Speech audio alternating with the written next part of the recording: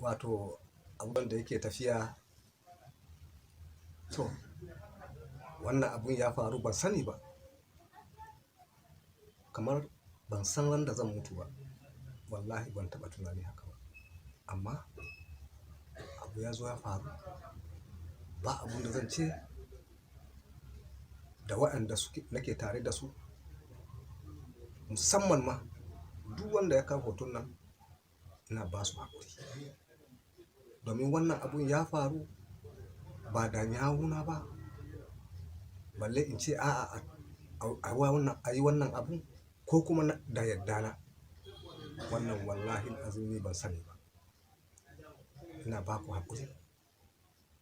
Duk wanda ya ga hoton nan, ɗan adam ajizi ne, bai cika goma ba.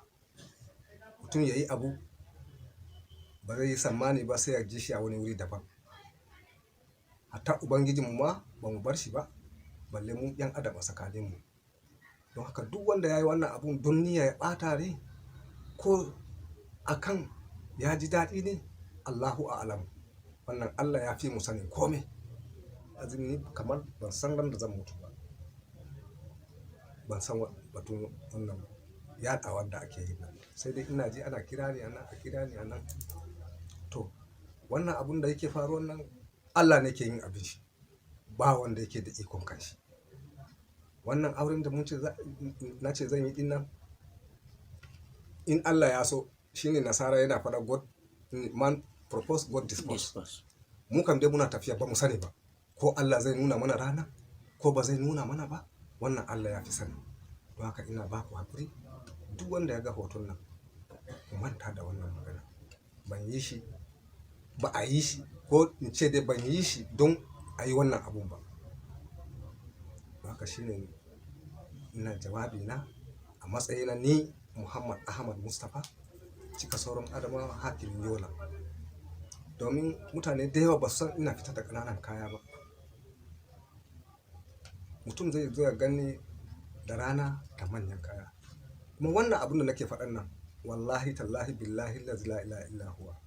Lami ɗauka min in sa ƙananan kaya ina fitar da dare. Sai da na ji na same shi na ce to ranka dare, ina fitar da daddare ina yawo cikin ƙasa na, amma ina sa ƙananan kaya. Ya ce ka san abun da kake yi. Domin shugabancin da ake ganin nan ba ƙaramin abu bane. Duk wanda yake tsoron Allah, Allah ba zai sauka maka da sarauta ba ka ce ka naɗa hannunka ka zauna ka ce kai sarki. Dole ne Allah zai tambaye mu shugabanni yadda muka gudanar da abun da ya saukar a kanmu. Don haka shine ni ina yawo da daddare in haɗu da kai ba za ka gane da ni ba. Me yasa? Domin in fahimci me yake gudu a cikin ƙasa na. In ya kama in kira mai jimilla, me yake faruwa, zai gaya min. Ya ce bai sani ba, to ka aika wajen mai anguwa kaza ka tambaye shi. Don na riga na gani da ido na, ba an gaya min ba.